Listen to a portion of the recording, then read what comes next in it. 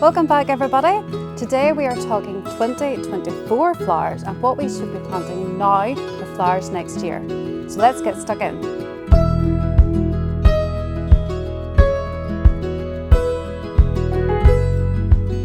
So whenever we think about flowers for next year, we instantly go to bulbs because this is mid-October now. I've got my coat on at last. It's actually been very, very unseasonably warm, so it almost felt as if I'm not really ready for thinking about autumn planting. But my tulips have started to arrive, the daffodils have started to arrive, and that's what normally you think about getting into the ground at this time of year for next year. But there's a whole other world of flowers that you can also have. So whenever I plant my tulips in October, November time, they will be out March, April, some of them in May next year. But then between May and maybe even July, before all the annuals come out that I'll be starting in the spring, there's like a gap. And what you can plant in that gap is some hardy annuals now that will overwinter, and then you can plant them out in the spring next year, or else you can plant them out quite relatively soon. And then you'll have an abundance of flowers in that gap. This is a really, really, really important step. And it's one that I do think what quite often you can like put off or forget to do because you're coming to the end of the season, the flowers are starting to fade and all kind of feel a wee bit like, oh, I'm so exhausted, I'm kind of done. But keep going, do this step and you will be so glad that you did next year. I did go, whenever I started Flower Farm, I've been growing flowers for almost 10 years. And at the start, I didn't really do this because I just didn't really see, I think it would be much benefit. But after I did, after a few years, and I realized the importance of it and never looked back. So I just want to show you today the kind of seedlings that I'm growing at the minute. And then I'm also towards the end going to show you one of the most beautiful spring flowers and just give you a wee demonstration on how to grow that as well. So stay tuned because I actually just love all these. I love the opportunity just to have these extra special flowers in May and June next year. So first of all, we have the larkspur. I have a full bed of self-seeded larkspur that comes back every year. Every year I actually thin them out so that they grow lovely big plants. But I also always add in a few extra. So these are misty lavender, gorgeous, gorgeous colour. So I'm actually going to plant these in the polytunnel.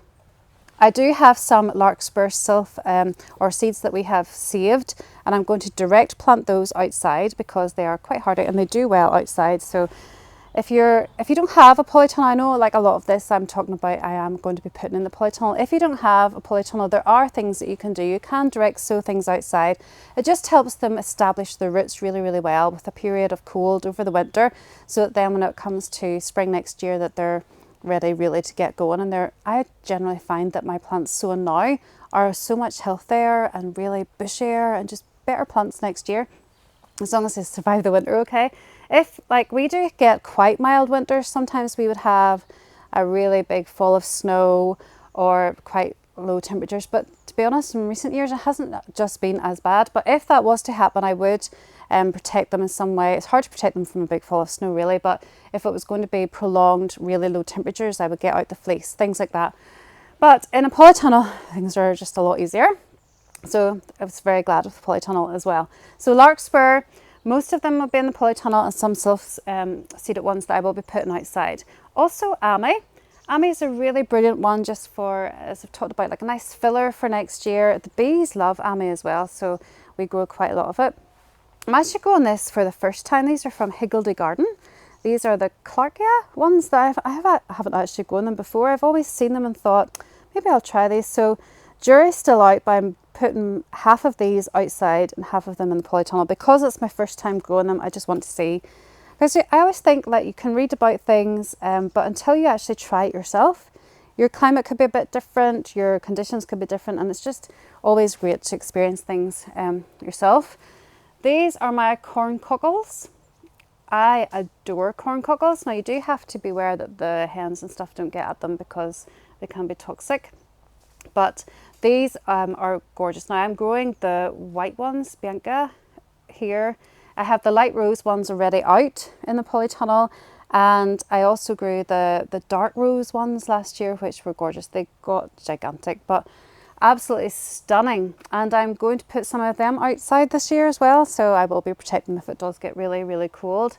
but these are invaluable. In May of last year, when it was like the spring flowers had all faded, the alliums were out, and these were like a beautiful, beautiful complement to the allium. And I will never not grow these corn cockles. Also a really cool name. So, Sweet Rocket. I'm not sure if you know Sweet Rocket Hesperus, but the scent of it is worth growing it alone. It's just stunning. So I have lots of this self-seeds each year, but I find that the self-seeded Sweet Rocket isn't just as great as the ones that I'll start. So I will start this every year from seed now. Like, I have been growing these maybe for about a month or so, but there's ones that you'll see in a wee second that I've only done really quite recently because of the temperatures and things. Now I will put half of these in the polytunnel, and the other half I'm actually going to pot on, and I'm going to keep in the polytunnel in pots and then plant out in March of next year. I think they would probably be quite fine outside as well, but this is just the way I've done it in the past, and I know it works really well, so I'm going to keep doing it that way. But these are lovely little seedlings. They're really, really healthy, doing really well. Like, just to give them a little touch, just to get them used to the outdoor conditions. Here we have more corn cockles. It's a bit of a tongue twister, so loads of them. And we have some baby's breath. So the baby's breath that we grow is actually the annual baby's breath that is like lots of little dainty white flowers. They're just really, really beautiful. And last year I couldn't get enough of them. In every bridal bouquet I put them in, they were so pretty and dainty, and they grow super fast as well. So I will grow some now, and they will be here really early next year. But then the ones that I'll start in February, March time, they'll be in flower like maybe 2 months later. So they are fantastic. Nice filler. Like I do like the normal baby's breath, the Gypsophila, that you get all the little flowers to grow that as well. But this is just something extra special. So highly recommend this. I actually haven't grown this for a few years now. I used to grow this all the time. These are the chrysanthemums. Now, they're not the chrysanthemums that are coming out now, the big massive heads. They're like the wee dainty chrysanthemums that have kind of like a daisy look, but also have lots of like different multicolours all around them. So I love them. They're like a nice feature flower in like late, like June-ish time next year, but they're really invaluable and they last for ages as well. So they're fantastic. So that's the things that I have planted maybe about a month or so ago. Now this I've only planted last week. I was quite late, and I just thought, well, do you know what? I'm just going to go for it because it's been so warm. It hasn't felt like autumn planting yet, but always good to do it. We have a sweet pea that I only did yesterday actually. That was from our own dried seed. I'm trying to wait for all the sweet pea to go to seed, and it's taken an age because I like using our own seed. It just works really, really well. So that is Jilly, which is the white creamy colour, beautiful. So that will come up really, really quick. I'm going to put that in the polytunnel. The sweet peas I do just grow in the polytunnel because I find that then they come out next year in around April, May time. By that stage I have my January ones planted and they're going outside, and it's just a nice overlap and it all works really, really well. Then I have stalks. So I have yellow stalks, my avalanche stalks and my apple blossom stalks. These are white, and these stalks, I just love them. Last year I did not that many stalks and I really regretted it, so that's why I've done quite a few. The only thing about stalks is that you get one flower for one seed, and you know, but anyway, they smell fantastic. They're a really, really brilliant addition, and I'm so grateful for them in May because last year the stalks were out whenever the tulips were out as well. So this is lovely overlap. I had the nice spire flowers to go with my tulips because I love having flowers to add in with your spring flowers, or with the tulips and things, that it's not just a big bunch of tulips, which is lovely in itself. But if you're wanting to do wedding work and things like that, you need a nice mix. So stalks are brilliant. I also have some verbascum. I'm doing some perennials as well. So I have my verbascum and my Japanese anemones because I am creating a nice gardened area with lots of perennials outside. I might do a little YouTube series on that just to show you exactly how that's all going to work, but it's not planned out just yet. But I want to get my perennials started because if you grow them from seed, you do save a lot of money. So that is a brilliant reason to do that. We have, oh, I've more misty larkspur here that I planted just last week as well. So that just shows you how much I love the larkspur, because they're so nice, and if you would never ever see in any supermarket that colour of larkspur. It's just so unusual and so really unique that you just couldn't beat it. So I highly recommend those. I always get my misty lavender seeds from Chiltern seeds, so highly recommend them. Now none of these have germinated yet. Oh wait, they have a wee bit. Okay, so snapdragons, yes, snapdragons are another one that I will overwinter. Now I would only put them in the polytunnel. I don't ever put snapdragons outside until next year of spring. But they are fabulous because they keep coming, you keep cutting, you get more. I grow the larger, the giant ones, because I like the snapdragons you can get in the garden centres, and they're like this size, and the wee bedding plants, and they're cute enough. But when you want to grow them for a cut flower, you want the really strong stems. So that's why if you look when you're buying your seed packet just at what height they're going to grow to, just to make sure that you're getting the right ones. I go for like sometimes the butterfly mix and ones like that, which are always really, really brilliant. And the last thing that I'm growing, I've got my Achillea as well, the yarrow. I have so much of it because it's a perennial and it comes back every year. I don't find that the next couple of years are as good as just starting from seed. So I always start from some from seed because I use that the whole year. So I need it on a constant. I still got some now and I have it from May. So very important to have that. And last but not least, so easy to grow, calendula. So calendula, you get the bright yellow, the bright orange, the really vibrant colours that you see a lot of the time with the edible flowers. And I love that because I really love bright colours. But you also get lovely coffee colours, and this one is called Sherbet Fizz. And I have also the other one, what's it called? Creme de cognac, something like that. Beautiful tones, because they always look really, really pretty against like the whites and the nice neutral colours. So very popular and so easy to grow, like also self-seeds everywhere. So just be mindful of that, but really, really beautiful, and it will come out end of April, May. So if all that comes out, and if I get all this planted out over the next few weeks into the polytunnel outside, that is going to be an absolute beautiful scene. And it will just complement everything so nicely. And then whenever it comes into that May, June time, and the annuals just haven't started yet, I'll have loads and loads of flowers, and it will be completely worthwhile just pushing through and making sure you don't just end your season just yet. And another one, the extra special flower I wanted to tell you about was the ranunculus. So you maybe grow ranunculus already. I just fell in love with them years ago when I grew them for my sister-in-law's wedding, and they were just so beautiful. I couldn't get over how nice they were as a flower, and since then I've been totally obsessed. And the varieties that you can get are so beautiful. The peach colours, champagne colours, really dark, vibrant, like purple tones. So I want to just show you how I plant our ranunculus here. So I grow ones that are really good size. So whenever you order your ranunculus, they will tell you what size they are. So I always like to go for like 5 to 7. So that means you're getting quite a big corm. This is what they look like whenever you get a ranunculus corm. Sometimes I find them a wee bit freaky because it looks like they've got wee eyes and stuff and look like a spider, which can be a wee bit unsettling. But these little things grow into the most stunning flowers, so it's completely worth it. So get the best size corms that you can. I find that these are really good value as well, because you would get one corm, but you don't just get one flower. So whenever you grow the tulips I find for all the nice varieties that I really like, they are quite expensive and you get one flower from it. But with ranunculus you get 5, 10, quite a few flowers from each corm. So really, really good value. So I always soak them. I just brought this in here. Quite often when I would soak them, I would actually leave a wee bit of water running just to make sure the water doesn't get stagnant. I'll soak them for 3 to 4 hours, no longer than that, because then they can start to go a bit mushy.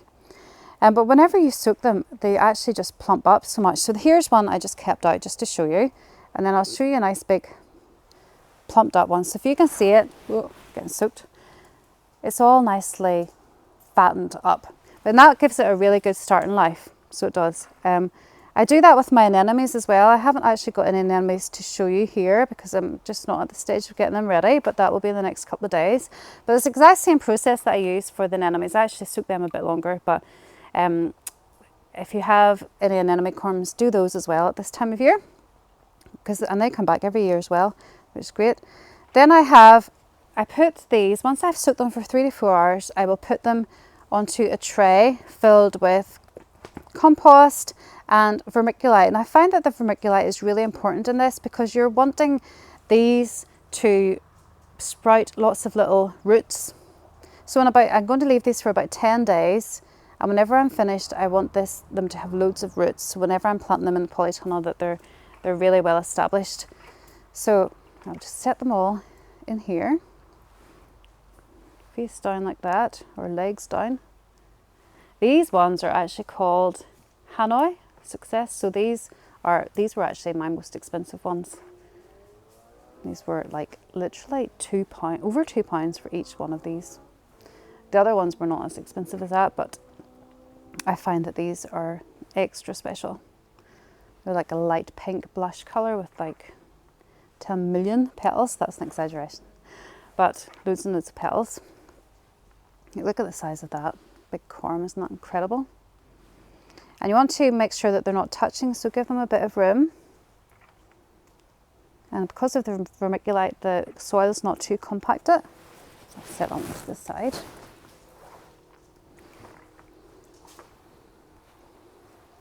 So that's one tray. And then I need to cover this completely with the same mix. So I'll just go over to the wheelbarrow over here. I have a nice wheelbarrow filled with compost and vermiculite that I will just set on top of that and cover it. And just sprinkle over the top. Making sure that they're all covered. And I'm keeping mine in the polytunnel, which I know is not 100% ideal, but I don't have like space anywhere else, to be honest. So it's where they'll go. But this is what I do every year because I never really have the space, and they always work out really, really well. So not too worried. So that is a tray full of my Hanois.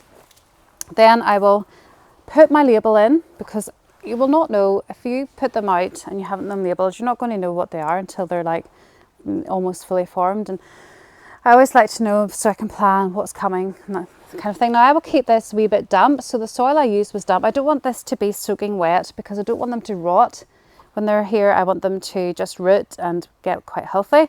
So I will actually not be watering them because the compost was quite damp.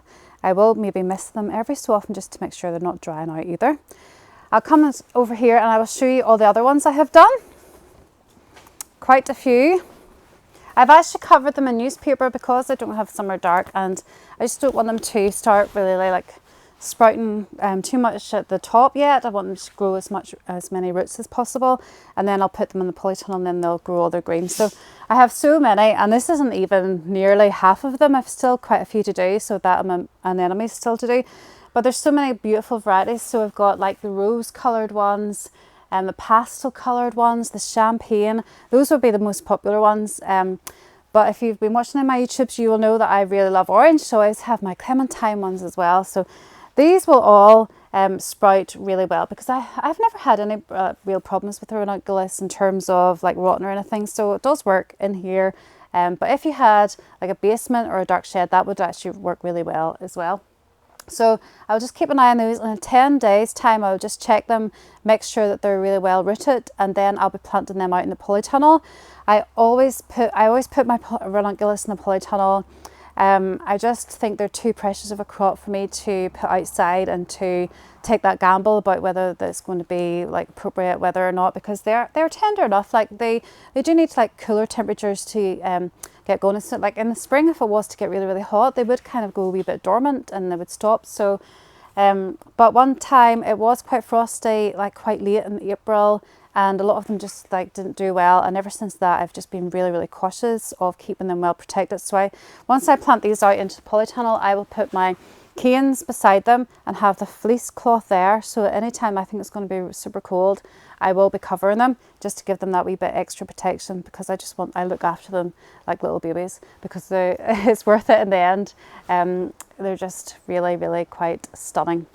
So there. So highly recommend growing some ranunculus. They are worth it. I know this seems like a wee bit of a drama rather than just, you know, putting like a wee seed in the ground or throwing some seeds, but some things are just worth it. And the tulips are worth it too, obviously. So do not think that I'm saying do not grow tulips, because 100% I have my tulips waiting. I don't generally put the tulips out until I feel it's got cold enough, and I don't feel it's got cold enough yet, so I'll not be planting the tulips yet, but absolutely plant tulips too. Very exciting talking about all the spring flowers. But yes, so that's what I'm growing at the minute. So let me know, are you growing anything else? Forgot to say I have my Sweet Williams already outside. Sweet Williams are biennial, so I start them a wee bit earlier in like August kind of time. And they are just an array of colour, really, really stunning. So I've grown quite a few of those this year. I actually have more that I could plant out, but I'm not sure if I want to give them all the space that I have, so we'll see. But yeah, if you're growing anything else, let me know what you're growing. Let me know if you've had success with ranunculus, how they work for you. Have you got your tulips in the ground yet? Are you waiting? It depends on your climate. There's so many different factors that go into gardening, but it's all fun, it's all experimenting, it's all seeing what works, what best for you. So hit that bell if you haven't already, so you will get notified when my next video comes out. And as always, let me know what you think. Bye!